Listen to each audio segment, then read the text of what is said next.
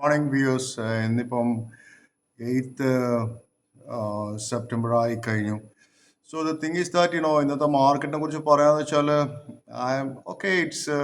Some it's not good at the same time not bad also.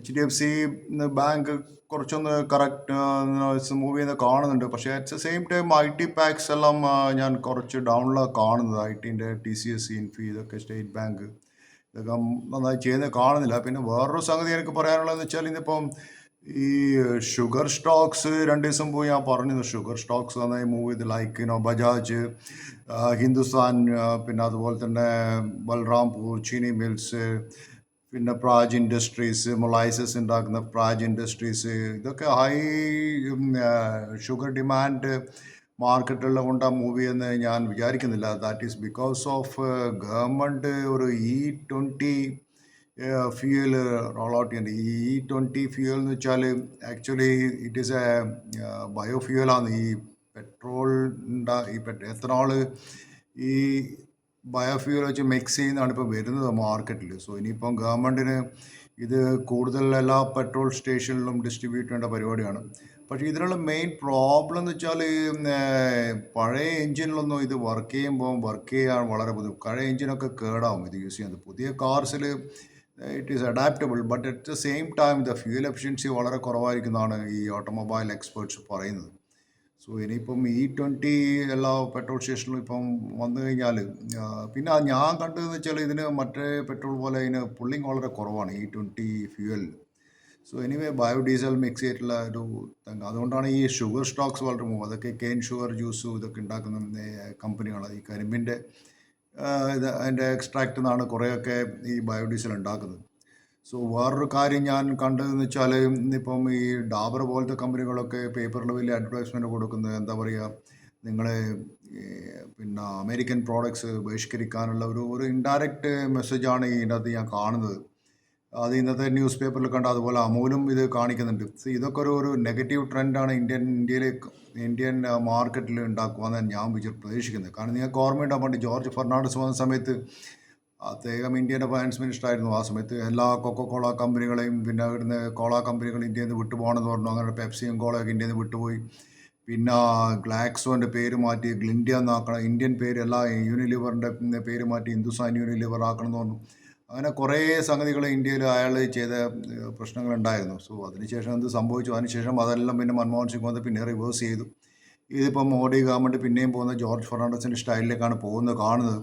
അപ്പോൾ നിങ്ങൾ ആലോചിക്കണം, ഈ അമേരിക്കൻ പ്രോഡക്റ്റ് ബഹിഷ്കരിക്കുക. നിങ്ങൾ രാവിലെ ഉപയോഗിക്കുന്ന കോൾഗേറ്റ് ടൂത്ത് പേസ്റ്റ് ഏത് കമ്പനിയാണ്? അമേരിക്കൻ കമ്പനിയാണ്.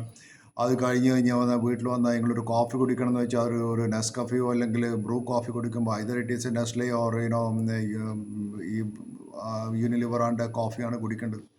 പിന്നെ ഇതെല്ലാം കഴിഞ്ഞ് കഴിഞ്ഞിട്ട് കുറച്ച് നിങ്ങൾ എന്തെങ്കിലും പിന്നെ ഒരു കെല്ലോഗ്സ് പോലത്തെ ഇത് കഴിക്കേണ്ടത്. Again it is A American company breakfast serial.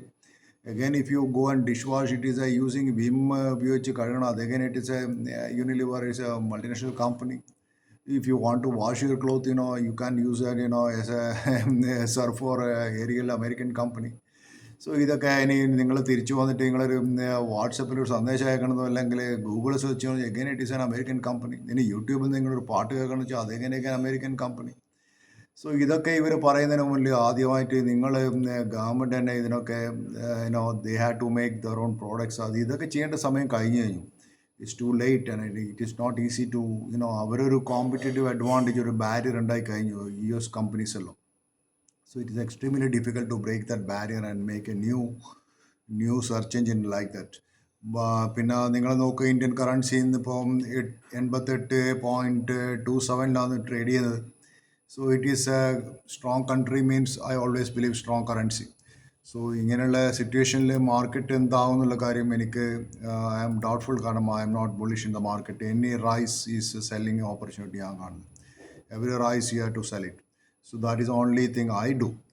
അപ്പോൾ ഇന്നലെ ഞാൻ പറഞ്ഞൊരു സ്റ്റോക്ക് ഉണ്ടായിരുന്നു, നിങ്ങൾ വാച്ച് ചെയ്തിട്ടുണ്ടാവും. 2 സ്റ്റോക്കാണ് ഞാൻ പറഞ്ഞത്. അത് ഒന്ന് പിന്നെ ഗോഡ്ഫ്രീ ഫിലിപ്സും.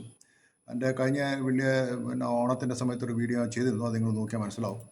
പിന്നെ ഞാൻ പറഞ്ഞ ഗോഡ്ഫ്രീ ഫിലിപ്സ് പറഞ്ഞിരുന്നു. പിന്നെ ഞാൻ പറഞ്ഞ വേറെ സ്റ്റോക്കായിരുന്നു Gujarat mineral development corporation.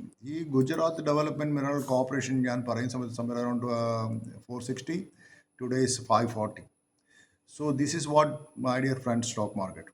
So ഇന്ന് ആ സ്റ്റോക്ക് എത്ര ജമ്പ് ചെയ്യുന്ന നിങ്ങൾ നോക്കും. 463 സ്റ്റോക്ക് 540 ഇന്നിപ്പോൾ ട്രേഡ് ചെയ്യുന്നു. സോ ഇന്നിപ്പോൾ എനിക്ക് പറയാനുള്ള വേറൊരു സ്റ്റോക്കിനെ കുറിച്ചല്ല, ഭാരത് ഫോർജ് ആണ്. ഭാരത് ഫോർജ് എന്നൊരു സ്റ്റോക്കിൻ്റെ ലെവൽസ് ഞാൻ പറയുന്നത് ജസ്റ്റ് ലെവൽസ് ആണ്. It's not a buy or sell recommendation. ഇത് എൻ്റെ ഒരു വ്യൂ ആണ്. ഞാൻ സ്റ്റഡി പർപ്പസിന് വേണ്ടി ചെയ്യുന്നതാണ്. നിങ്ങൾ വായിക്കുന്ന നിങ്ങളെ ഇഷ്ടം. നിങ്ങൾക്ക് ഇത് ലോസ് ഉണ്ടായാലും I will not be responsible. So ഞാനിത് പറയുന്ന കാര്യം വെച്ചാൽ എൻ്റെ ഒരു വ്യൂ ആണ്. സോ ഈ ഭാരത് ഫോർജിന് ഞാൻ പറയുന്നത് വെച്ചാൽ 1100 അതിൻ്റെ സപ്പോർട്ട്. ഇപ്പോൾ ചെയ്യുന്നത് 1200 ആണ്. സോ ഈ 1100 ഈ 1200 ബ്രേക്ക് ചെയ്യുകയാണെങ്കിൽ it will go and touch 1350. 1350 break ആണെങ്കിൽ then straight it will go to 1700. So Bharat Forge എന്നുള്ള സ്റ്റോക്ക് നിങ്ങൾ വാച്ച് ചെയ്ത് very very fundamentally very strong stock. പിന്നെ എനിക്ക് വേറൊരു കാര്യം ഇന്ന് പറയാനുള്ളത്, it is something out of the box. I am talking. ഞാൻ പണ്ട് കോളേജിൽ പഠിക്കുന്ന സമയത്ത് പിന്നെ ഞാനൊരു കഥ വായിച്ചിരുന്നു.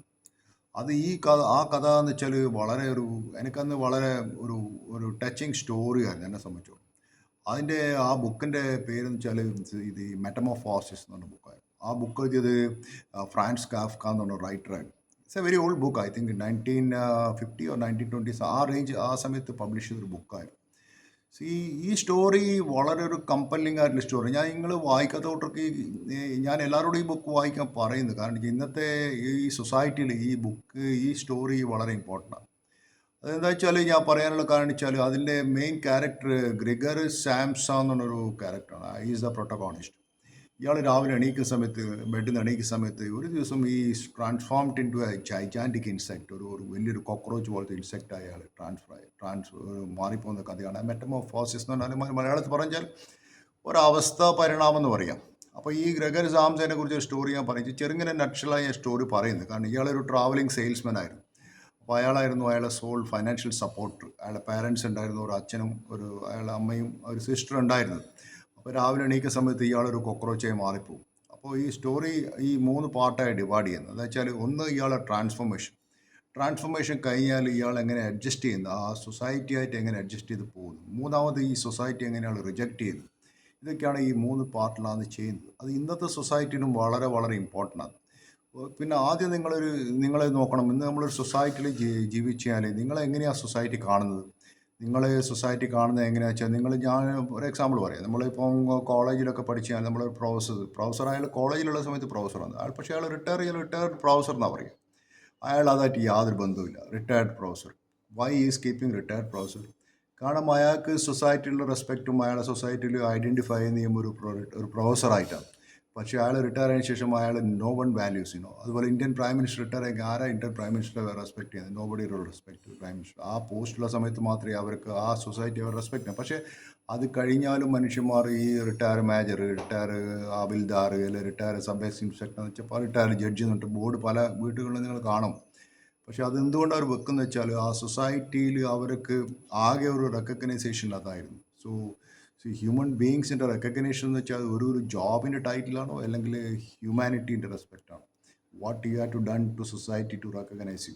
ഓക്കെ, ഞാൻ എങ്ങോട്ട് കഥ പറയുകയെന്ന് വെച്ചാൽ ഇത് ട്രാൻസ്ഫോർമേഷൻ എന്ന് വെച്ചാൽ ഇയാളൊരു ന്യൂ ഫോം ആയി കഴിഞ്ഞാൽ പെട്ടെന്ന് ഇയാൾക്ക് രാവിലെ ഒരു ദിവസം ഇയാൾ സാധാരണ വാതിലടച്ചിട്ടാണ് ഉറങ്ങുക. അപ്പോൾ വാതിൽ തുറക്കാൻ സമയത്ത് ഇയാളെ അമ്മയും സിസ്റ്ററും വാതിൽ മുട്ടിയ സമയത്ത് ഇയാളെ തുറക്കാൻ പറ്റുന്നില്ല. അവസാനം ഇയാൾ മനസ്സിലാക്കുന്ന വെച്ചാൽ ഇവർ കാണുന്ന സമയത്ത് they were really horrified to see him. And അയാൾക്ക് ഏറ്റവും വലിയ കൺസേൺ എന്ന് വെച്ചാൽ അയാൾക്ക് എല്ലാ ഫീലിങ്സും ഹ്യൂമൻ ബീങ്സിനുണ്ട്. കോക്രോച്ചായി മാറിയാലും ഈ knows that is mother, sister, അല്ലെങ്കിൽ ഫാദർ, ഇയാളെ ജോബ്, അയാളെ ബോസ്, എല്ലാ സംഗതിയും അയാൾക്ക് അറിയാം. പക്ഷേ ഒരു ട്രാൻസ്ഫോം ചെയ്ത് മാത്രമേ ഉള്ളൂ. ജസ്റ്റ് ഇമാജിൻ, നിങ്ങളൊരു ദിവസം നിങ്ങൾക്കൊരു ടെർമിനൽ ഇല്ലായിപ്പോയി. നിങ്ങളൊരു നല്ലൊരു ആക്റ്റീവ് മനുഷ്യരായിരുന്നു. ഒരു ദിവസം നിങ്ങൾക്കൊരു ഒരു ട്യൂമർ ഡെവലപ്പ് ചെയ്തു ബോഡിയിൽ, അല്ലെങ്കിൽ some type of organ fail ആയി. സോ നിങ്ങൾ ഒരു ബെഡിൽ കിടക്കുന്ന സമയത്ത് നിങ്ങൾക്ക് നിങ്ങളുടെ അച്ഛനും അമ്മേനെയും സിസ്റ്ററെ എല്ലാം അറിയാൻ പറ്റും. പക്ഷേ യു കനോട്ട്. നിങ്ങളൊരു ഫ്രാക്ചറായി വീണു, അല്ലെങ്കിൽ നിങ്ങൾക്ക് ജോബ് നഷ്ടപ്പെട്ടു, നിങ്ങൾ വീട്ടിൽ വന്നു, they will look at you alienated, and they will isolate you from the society. So that is the reason most of the people keeping the job title. They will alienate you from the society once you lost the job or a position, something like that. പിന്നെ അയാൾ ചെയ്യുന്നത് വെച്ചാൽ നിങ്ങൾ എന്താ ചെയ്യുക വെച്ചാൽ ഇങ്ങനെ ഒരു സംഭവം. For example, you become A physically incapable ഓരോ ഫിസിക്കലി ചാലഞ്ചിങ് ആയിപ്പോയി പെട്ടെന്ന് നിങ്ങൾക്ക് എണീച്ച് നടക്കാൻ പറ്റാത്തൊരവസ്ഥ, അല്ലെങ്കിൽ നിങ്ങൾക്കൊരു ഒരു ഒരു ഒരു ഒരു ഒരു ഷുഗർ അധികമായിട്ട് നിങ്ങൾക്ക് ഏതെങ്കിലും ഒരു പാർട്ട് ബോഡിയിൽ ആംബ്യൂട്ടേറ്റ് ചെയ്യാൻ തോന്നും, അല്ലെങ്കിൽ ക്യാൻസർ വന്ന് നിങ്ങൾ ഏതെങ്കിലും ഒരു പാർട്ട് ബോഡിയിൽ ആംബ്യൂട്ടേറ്റ് ചെയ്യുന്നു. പക്ഷേ നിങ്ങൾ എന്താ ചെയ്യുക, പിന്നെ കുറച്ച് കഴിഞ്ഞാൽ നിങ്ങളത് അഡ്ജസ്റ്റ് ചെയ്യും, സൊസൈറ്റിയായിട്ട് അഡ്ജസ്റ്റ് ചെയ്തു. അപ്പോൾ എന്ന് വെച്ചാൽ നിങ്ങളെ ഫാമിലി എന്ത് ചെയ്യും, അത് കുറച്ച് കാലം വരെ അഡ്ജസ്റ്റ് ചെയ്യും. അതുപോലെ തന്നെ ഈ ഗ്രിഗർ ഫാമിലി എന്ന് വെച്ചാൽ ഗ്രിഗർ സാംസന്റെ ഫാമിലി എന്ന് വെച്ചാൽ അച്ഛനും അമ്മയും സിസ്റ്ററും ഒക്കെ വലിയ സങ്കടമായി, അവർ കുറച്ച് അഡ്ജസ്റ്റ് ചെയ്തു. സോ അപ്പോൾ അപ്പോൾ ആ സമയത്ത് ഇയാൾക്ക് ഇൻകം ഇല്ല, ആ സമയത്ത് ഇയാളാണ് ഓൺലി ഏണിംഗ് മെമ്പർ. അപ്പോൾ ഇയാൾ അച്ഛനോ ഇയാളെ സിസ്റ്ററും ഒക്കെ they were forced to take some supporting jobs to support the ഫാമിലിനോ. അപ്പോൾ ഇയാളപ്പോൾ ആലോചിക്കും, എനിക്ക് ഒരു ഫാമിലിയിലുള്ളതുകൊണ്ട് I have some obligation to support my family, എനിക്കൊരു ഒബ്ലിഗേഷൻ ഉണ്ട്. അതുപോലെ തന്നെ നിങ്ങളെ സുഖടാ സമയത്ത് നിങ്ങളെ day by day condition deteriorate ചെയ്യും. പിന്നെ നിങ്ങൾ പലപ്പോഴും ഐസൊലേറ്റ് ചെയ്യപ്പെടും, നിങ്ങളെ ഫാമിലി തന്നെ ഐസൊലേറ്റ് ചെയ്യപ്പെടും, നിങ്ങളെക്കുറിച്ച് മിസ്അണ്ടർസ്റ്റാൻഡ് ചെയ്യും. അതൊക്കെയാണ് അതിൻ്റെ ഒരു രണ്ടാമത്തെ സൊസൈറ്റി അങ്ങനെ അഡ്ജസ്റ്റ് ചെയ്യുന്നത്. പിന്നെ വരുന്നതെന്ന് വെച്ചാൽ പിന്നെ കാണുന്നത് വെച്ചാൽ നിങ്ങൾക്ക് ഇൻകം ഇല്ലെങ്കിൽ you go to you go your family will make some income, they go and do some other jobs and support you. അങ്ങനെയുള്ളൊരു ഇൻകം അവരുണ്ടാക്കാൻ നോക്കും, അത് ട്രൈ ചെയ്യാൻ നോക്കും. അപ്പോൾ ഈ സമയത്ത് എന്താ സംഭവിക്കുന്നത് വെച്ചാൽ കുറച്ച് കഴിയുമ്പോൾ എന്താ വെച്ചാൽ ഇവരെ അച്ഛനും അമ്മയും സിസ്റ്ററും ഒക്കെ വളരെ കെയർഫുൾ ആയിരുന്നു. പിന്നെ they started they wanted to abandon him. They wanted to abandon him. He become a burden for his family, burden for his society ആയിട്ട് മാറുന്നതാണ്.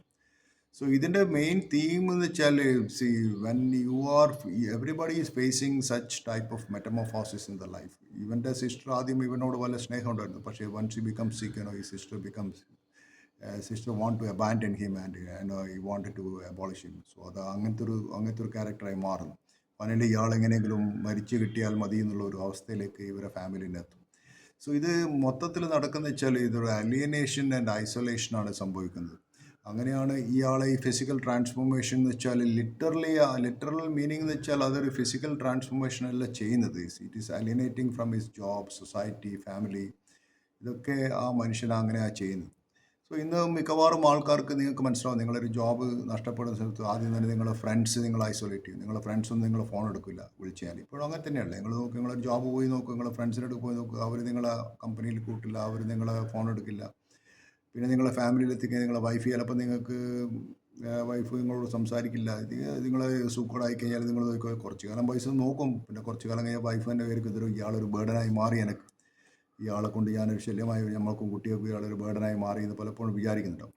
സോ അതാണ് പിന്നെ ഇയാളെ ഫാമിലി കാണുന്ന, ഈ സ്റ്റോറിയിൽ കാണുന്ന ഈ ഫാമിലി ഇയാളെ കാണുന്ന ഒരു മോൺസ്ട്രസ് ഒരു ജീവിയായിട്ടാണ് കാണുന്നത്. അതുപോലെ തന്നെ മനുഷ്യന്മാർ കാണുന്നത് അല്ലേ, മോൺസ്ട്രസ് ജീവിയായിട്ട്. പക്ഷേ ഇയാൾ ആലോചിക്കുന്ന സമയത്ത്, അപ്പോൾ ഈ കിടക്കൽ കിടന്നിട്ട് ഇയാൾ ആലോചിക്കും, ഈ ഹ്യൂമാനിറ്റി എന്ന് പറഞ്ഞാൽ it is actually mind or A body. നമ്മളെ മൈൻഡാണോ ബോഡിയാണോ ഹ്യൂമാനിറ്റി എന്ന് ആലോചിക്കും. സോ അതിനകത്ത് അയാൾ പറയുന്ന ഈ അബ്സർഡിറ്റി ഇൻ ലൈഫാണ്. ഈ ലോകം തന്നെ ഒരു ഹൊറിബിൾ പ്ലേസ് ആണ്. ഇറ്റ് ഈസ് എക്സ്പ്ലിക്കബിൾ എന്ന് അയാൾ പറയുന്നത്. കാരണം വെച്ചാൽ you don't know what is going to happen in life tomorrow. So ഈ ലൈഫ് ഈസ് അബ്സൊല്യൂട്ട്ലി മീനിങ്ലെസ് എന്ന് അയാൾ പറയുന്നത്.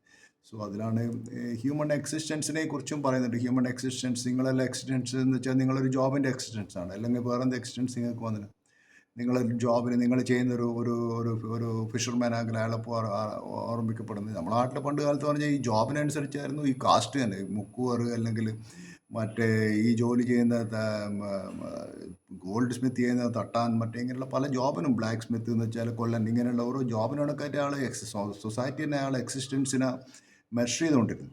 സോ യൂറോപ്യൻ കൺട്രിയിൽ അങ്ങനെ ആയിരുന്നില്ല. European country was somewhat better. But still ഈ സാർത്രും പറയുന്ന അത് തന്നെയായിരുന്നു. ഈ എക്സിസ്റ്റൻഷ്യലിസം, അസ്തിത്വവാദം എന്നെല്ലാം പറയുന്ന ഈ ഫിലോസഫി തന്നെയായിരുന്നു. പിന്നെ ഫൈനലി ഇയാളെ ഫാമിലി ഇയാളെ തന്നെ ബിട്രൈ ചെയ്യുക. സോ ഇറ്റ് ഈസ് അയാൾ മനസ്സിലാക്കുമ്പോൾ it is a profound tragedy of betrayal. So അയാളെ ഫാദറും അയാളെ സിസ്റ്ററും everybody reject him and betray him. So അതായിരുന്നു ആ സ്റ്റോറി. പക്ഷേ ഇതിലെന്താന്ന് വെച്ചാൽ ഞാൻ എന്തുകൊണ്ട് ഈ ബുക്ക് നിങ്ങളോട് എല്ലാവരും വായിക്കണമെന്ന് പറഞ്ഞാൽ ഇന്നത്തെ സൊസൈറ്റിയിൽ anyone feels like an outsider, burden by responsibility or misunderstood. We find something to connect with everybody that is not there. So അതായിരുന്നു ഈ ബുക്കിനെ കുറിച്ച് പറയാനുള്ള കാരണം. Anyway, thank you for being my channel. Please do subscribe my channel.